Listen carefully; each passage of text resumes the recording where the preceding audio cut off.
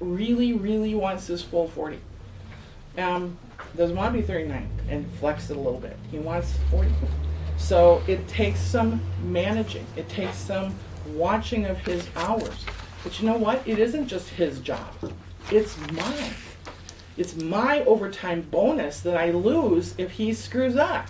So it behooves me to make sure he's doing it correctly. So watch it. We all know how to go into the time, into the options, and see where they are. I would suggest going into a weekend, you know, where every person in your store is at. If you've got commission salespeople, the more the merrier. But if they're hourly, make sure going in that if they're working that Saturday and Sunday, and they have to account for the meetings. We just had a meeting last week. I hate it, but I had to pull him off the floor for an hour and a half because I have to account for that hour and a half he's going to get on Saturday. Don't be surprised. That's what we're doing here, is managing, and it's managing the time as well. Then that whole thing with logging in and logging out. I learned something yesterday for the very first time. I have a newer person that I'm training, and I thought he was already into my schedule, so I hadn't actually put him on because I thought he'd been there for 2 weeks and it would be automatic, but it wasn't. And when he went to time in, to log in, it says the store needs to set up a schedule. He was still able to time in. I just had to go to another computer. Didn't occur to me. It was like, oh, he can't log in. But it didn't mean he couldn't time in. I don't know why I didn't think of that. So I brought him to another screen. We timed him in, and then he was fine. And then we did take a time for Wendy to get him so he could actually log in. But be familiar with that terminology. It's kind of confusing because at night when you time out, it says, are you logging out for the night? If you can fix that, Matt, that should say timeout. Are you timing out for the day? Because the login and the logout has to do with access to the system. The time in and the timeout has to do with your hours. It's our time clock. So keep that in mind. All right, we are on to page 2. And we're a little bit behind, Marty. Well, we're 10, so we're doing good. But I will keep it. I need some questions at the end. That's true. That's true. Establishing and maintaining the traffic log. This is probably something that I do differently than everyone else. You have to have a plan. You have to know who's in your store, customer-wise, every single day. At some point, you're going to have some autonomy on what you're calling an up, what you're calling a be-back, how you're handling past customers, how you're handling referrals, how you're handling phone ups. And again, we'll probably cover that when we're talking about sales more. But the point is that there is some autonomy to that. But whatever you do decide, it has to be tracked and it has to be consistent. And again, I have a form that could be useful to you. It does say St. Louis Park, but we can block it out and just make your own. This is a traffic log. This is not an up log. This is traffic. If you want to write the mailman in here, fine. Okay? If you want to wait when a rep comes in and visits, fine. But it does give you the opportunity to put the time. You know, is that important? Sure. Maybe it will help you see if you're getting traffic more in the morning, middle of the day, or evening. Ups, obviously, new customers. B-backs, people that said when they left the first time, I'll be back. Fill that in. If they've returning samples on somebody that's a live order or they're just coming in to sign paperwork, just put a line across and then fill it in here. But this will help you see, and it helps justify our existence to a certain degree. I mean, we might, like I think on Monday we had one up, but we had almost this whole page filled. Because of the be-back business, we had some customer service issues, we had some people in that were reselecting product that had a claim on it. You know, it does kind of make us understand how we are busy when we maybe didn't have but one client that came in. Once you have the up list, then it's consistent. And none of this, well, it really wasn't an up, you know, we'll just wait, take the next one. No, if you talk to a customer and it was a potential sale, it's an up. And again, we'll talk a little bit more about that in detail. The point is to track it. To track it every day and have everybody write it in. At the end of the month, and this is where I think I am a little bit different, I actually go back through each day and I just have a simple, again, I'm simple, I just kind of put a hash mark.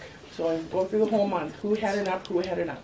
And I just put it down here, and it gives me how many ups came in for the whole month. And then I do something else. I look at their sales for the past month, and I track it. So if they had 28, this was a great month for us, by the way. Wow. William had 28 ups. He sold 21 of them. So he had a 75% closing ratio. That's pretty amazing. I mean, honest to God, if you're truly tracking ups, even bad ones, and you're selling 50%, that's probably good. That's something to really shoot for. As a company, we were at 66, my whole store, I should say, my store. We had a great month. There's some months it's not so good. But the point is, I track it. I make a little report. Bill's mentioned that I do a little report. But because I've done this, I can see my traffic back to 2009. And I can look to see that in this month in September, back in 09, I had 110 ups. I had 115 then the following year, 76, 78. Last year, and then this year I had 104. I had more than I had last year. That makes sense that I had more sales. But when you look at it compared to a few, 5, 6 years ago, I'm just right where I was. It helps you have a snapshot of where you are as a store. Does anybody else care? To a certain degree, probably not. But it will help you. If your salespeople have been 33%, every third person they're selling, and you can get them to 40 and show it on the report, and the next month they're at 50, and maybe they have a 60 month.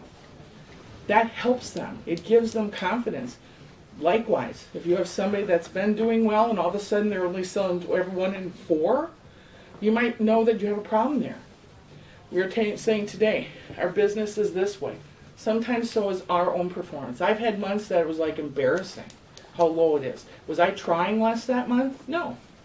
But this is a snapshot, and if you do it consistently, not only month to month, but year to year, month to month, it really can help you see where you are. If our sales are down, and I had half the ups that I had the previous year, I don't feel so bad. If I had the same amount and I sold way more, I'm going to feel great. This is something I think I'm the only one that does this. If we all did this, next year when we look back at this, we can really make a difference. And it's not to put somebody on the hot seat. It's not to say you were good, you were bad. It really is that snapshot for us to know. Okay, so that's enough of that one. Sample checkup.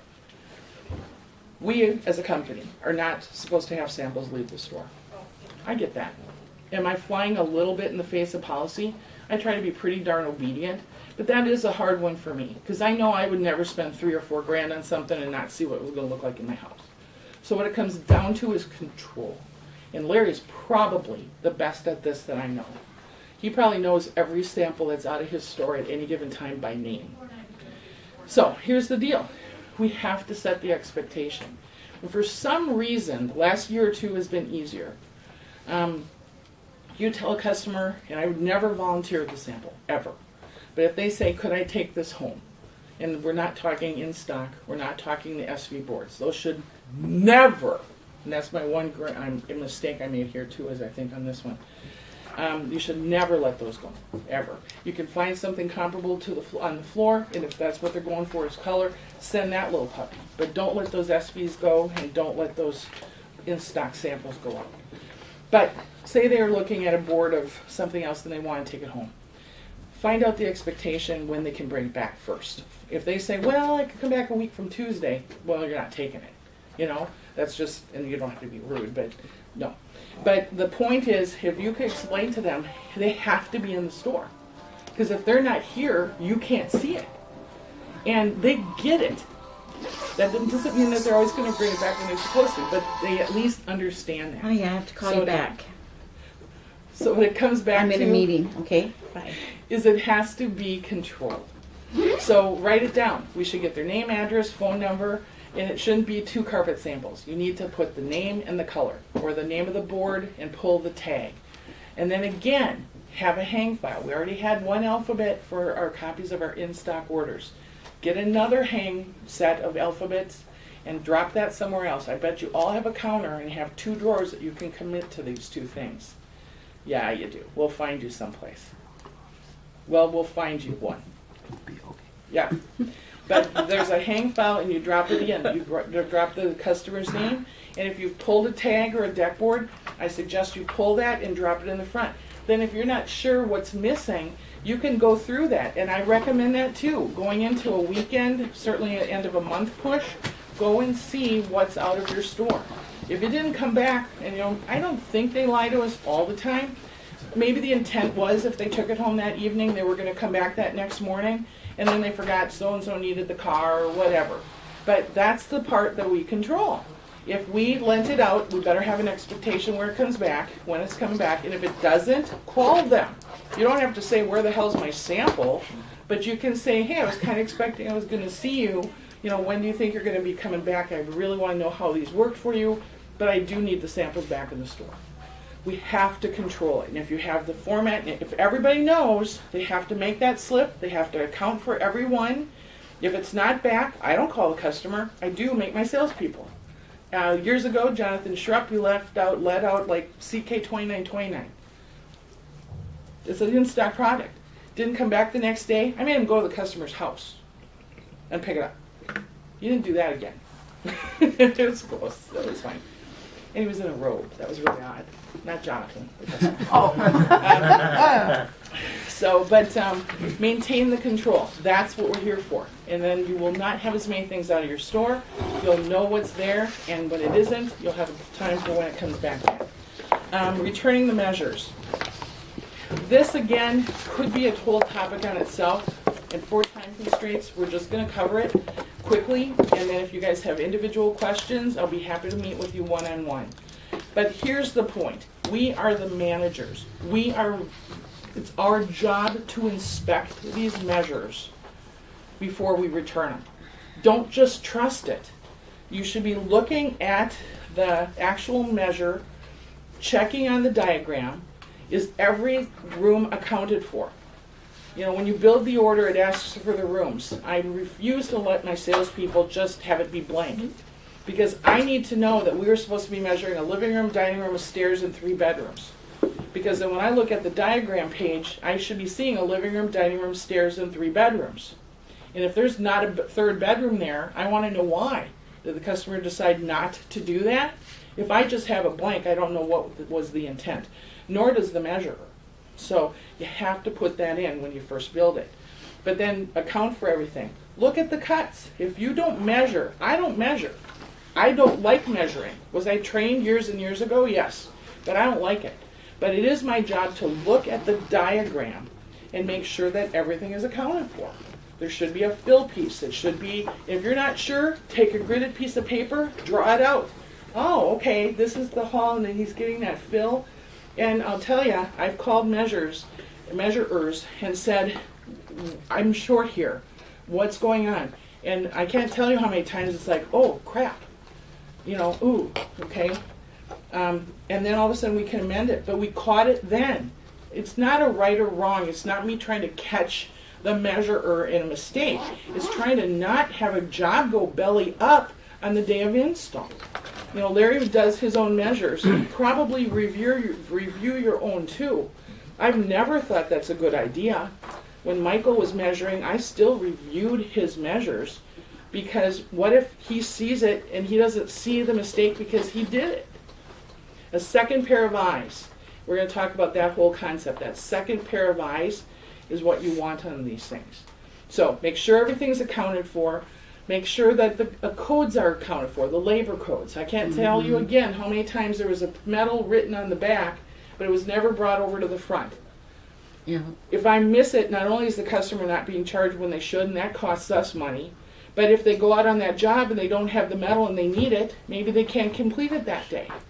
So watch for that too. It is truly our job to make sure those are returned properly. Hard surfaces can be tricky. But you cannot return, I remember Carrie and I going through this a long time ago when you were first here. You can't return the measure from the normal 3 screen of the 25. You have to update everything from the 4 screen. Yeah. If you had transition pieces, if you had codes, if you had vinyl base, if you had additional trims that had to be added, you have to do all of that from your 4 screen, modify everything, modify all your labor. Then when you go to return it, it should be 0 change. You're just accepting everything. But I don't know how many times that's missed. Don't trust that carton size. Look at his amounts. Has he added for all his spaces? Add it together. Add the 10%. Round it up to the carton size. If he's got 2 cartons extra, you might lose the job because you overestimated it. Granted, if we measure it and come up, we'll give him credit, but if you could do it in the first place, why not? So, returning the measures, there's a ton of that. And again, each of you, if you have an issue, we'll do that one-on-one. Printing and displaying the tags. This is a newer thing for us. We're not having these big, bulky piles of tags that are coming out to the store. I think everything, certainly in carpet, has to have a tag on it. Again, there's some autonomy at the store level. I have regular price tags. I don't always do sale tags. I had a couple salespeople that, kind of liked the ability to not do the sale price all the time. And I kind of got into the habit of the regular price. And it's kind of impactful because, if it says $4.99, let's make it easy, $3.99, and I'm running 25% sale, I can say, but today I'm running 25% off of that. We're going to be able to do $2.99 for you today. Okay, and that's the power of that. Those tags are a bitch, especially if you're trying to do the whole store. To print that all, especially we don't have any paper cutters. I'm really not doing it. These exception ones they gave us today are brilliant because they just let you do those ones that you want. When a new product comes in, it is on us to make sure that you've maintained it in your tag inventory, and then you print it and put it out on the floor. There's no excuse for the carpet orders not having a tag, for carpet products not having a tag. And again, how do you print exceptions? I've learned you can't use more than 4 characters. If you want a whole line, go AA to ZZ. Mm-hmm. And then just, if you're trying to print Dixie, Cozy, just DIXCOZ, and then there's no real letter after Z. So I put DIXCO, what's after O? CP. So put CP. And then it'll stop it at that. So it was a little trial and error and stuff. This little leaderboard that he did, if you guys didn't print it, you absolutely must. And make copies while you're at it and give it to every salesperson. Because you can print the exception report from the tag screen, but it isn't nearly as comprehensive as that. And the big difference there is, if you don't want tags to come out, is again, use your non-unformed printer. So if you do print exceptions and then put all the parameters in, but when you first told it which printer, don't do the one that prints the tags. So don't do your unformed one. Do your real one, your non-unformed printer. It'll print you a list. So you can go from the list. So if you guys have questions specific to that, please do ask me about that. The tags have been a useful thing. I cannot complain that I don't have a tag on a new product. You still want to make sure you have the code, and obviously if you don't have the code, then we know how to get hold of marketing and get one. Same thing though when you pull something. Something comes in and you're trying to find room for it and you drop NFA varsity. You should go back in and maintain and take that out. Otherwise, every time they ever do print a list, you're going to get that tag when you don't need it. So everything coming in or out of your store should go through you. And the reps know nobody ever shows up on my days off. They're not getting shit on my floor. Sorry, camera. They just aren't. They don't come when I'm not there. In fact, Bukowski came on a Tuesday and actually called me at home to let me know what he was leaving and was it okay. And that was, otherwise he wouldn't have been able to leave it. So, it is ours to do that with the tags, and it looks so much neater. It is. So that's cool. Finally, restores responsibilities, and that should give us ample time for questions. Your CSOs. That's something that gets forgotten. That's one of the blind ones from our main menu. We can type stock, we can type time, we can type tag. Well, the other one is CS. If you didn't know that, that will print off all the customer service orders that are current in your store. I for sure do it at the end of the month because I want everything closed out as much as possible. I'd recommend at least one other time. If you have time to do it once a week, start of the week every week, or at the end of the week, maybe that gives Juliana a little bit more time. But again, that's your store. That's problems that are happening out of your store, whether you did it or not. And you want to be in control of it. You want to know what's going on. And help Giuliano. If he's been leaving them messages for 3 weeks and they aren't responding, it could be that they work every day and they can't call him during the day. Call him at night and say, I see that Giuliano's been trying to reach you. And maybe it's your schedule.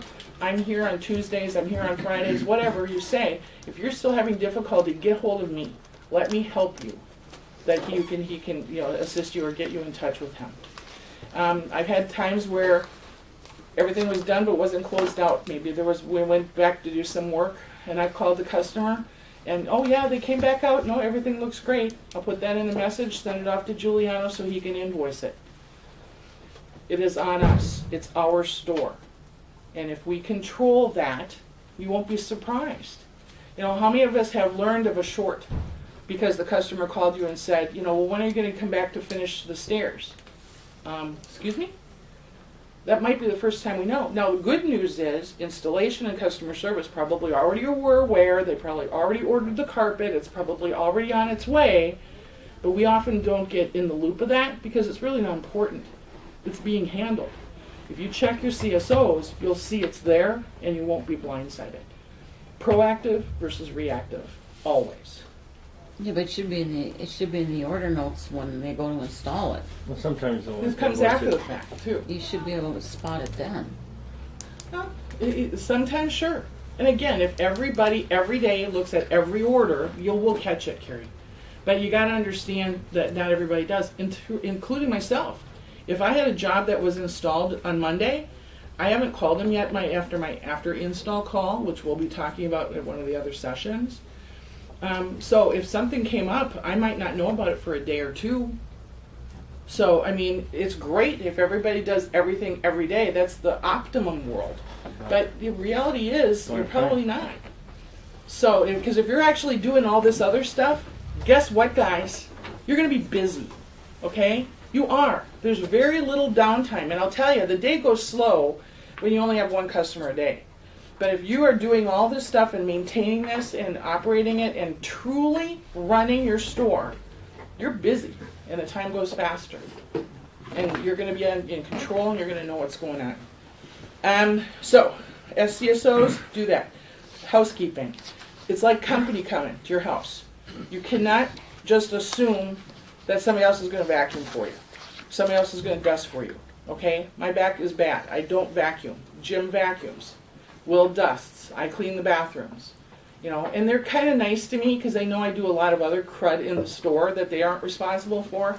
But they know what their duties are, and they do it. When tags come, we all work on them.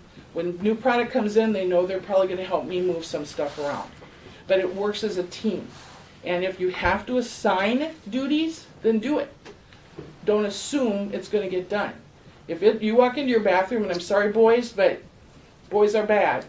If you walk in and your feet are sticking, the floor needs to be cleaned. And Anthony, new Willie, is not going to be doing it for you. So get a bucket and clean it. Wear a little more casual clothes that particular day or do it at the end of your shift where you can take your tie off. But do it. Okay? It's not going to get done otherwise. Look at it like a customer walking in, truly, with fresh eyes. You have to. We walk past stuff. And I'm bad at that. My eye sees imperfection, but once I see it's there, I can ignore it. But don't. Product assortment, we don't control when we get it or what we get, but we do have to deal with it. So confirm the drop notices. We just got those little charts. Mm-hmm. My guys said they went through it, but I'm not throwing that list away until I walk the floor. Mm-hmm. Okay? Even if they told you, you've been around a little bit longer, you might remember a thing. We just had a drop on something that was Phoenix. Those two little Stainmasters. I don't know if we didn't get the message, but I missed it. And because I probably looked at the Phoenix rack, and it was the little hanging thing of that little Stainmaster polyester. It happens, but walk the floor. When you get new products, Jimmy will take it away for you. Sometimes you have to do major, like moving racks and stuff. If you tell Jeff in advance, He'll send people or make sure that there's time for someone to help you with that. But it's on you to do it. You should not, I'm kind of lucky. I don't have a back room. If something comes in my floor, I have to deal with it. Some of you stores have bigger areas that you can hide stuff in. But it's not doing anybody any good if it's out in the back room. It's got to get onto the floor. Review the new product, check for the codes, do the maintenance, get it out there. Steve will help too if you're not sure what to drop to make room. And then of course once in a while they'll ask us to do an inventory, like on our in-stock stuff. That was something I have a chart on. I have everything, like, I pinned it. You have tenor across, you have a top and a bottom, you have a left side and a right side. I have a chart that says what should be there. Do I check it daily? No. But all of a sudden I go to hang something up and it's not in the right spot. I will, when the customers are gone, take a moment and go back, check the chart. I probably have a few things out of place, and just get them back in order. But that's not a bad idea. I have to redo it because we've got a few drops that are coming out of there, some things going in. But, again, if you set it up and you maintain it, your life will be simpler. That is the today's things. It was a lot. We went through it. It is written out. Please read through it. If you have specific questions, we can work out time. But did anybody think of anything as we went through it that they want to ask or discuss? Well, I have a kind of little bit different system than you, but my system is organized. Yep, and like I said, Carrie, I'm not saying it has to be my way, but I do think there's some managers that are floundering, only from the sense that, a lot of you guys became managers without ever having been taught how to be one. You were kind of thrown in there and said, now you're the manager, go to it. If they didn't come from a store that had a good system, they might not have one of their own. This is an option for them. And I think Bill asked me because it has worked. I've been at a number of stores and there's remnants of me at a lot of different stores. But it does work. If you have something and your people and you've got everything that you can put your hand on it, that's really all we wanted. It doesn't have to be mine. This was more for the people that didn't have one. It at least gives them one. And it's worked. I've been here 20 years. I've probably done it all the wrong ways that you can do it.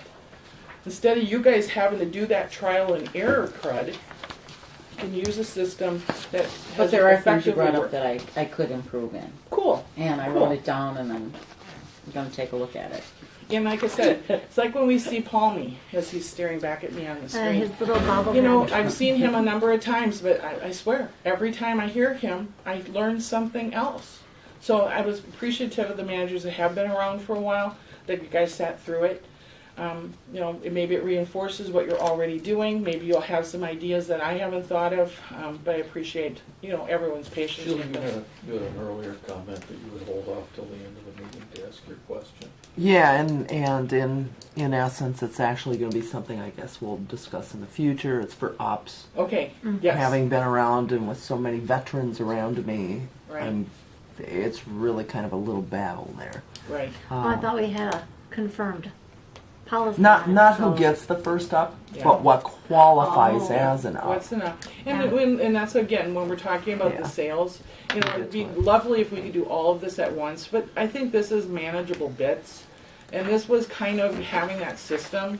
The rest of it, we're going to, I think, and it's not that long from now that we'll be covering those things. If you have an immediate need, we can talk about it. Yeah. But that will be, we'll probably touch on it in the third session. So. I don't know if anybody else had any other questions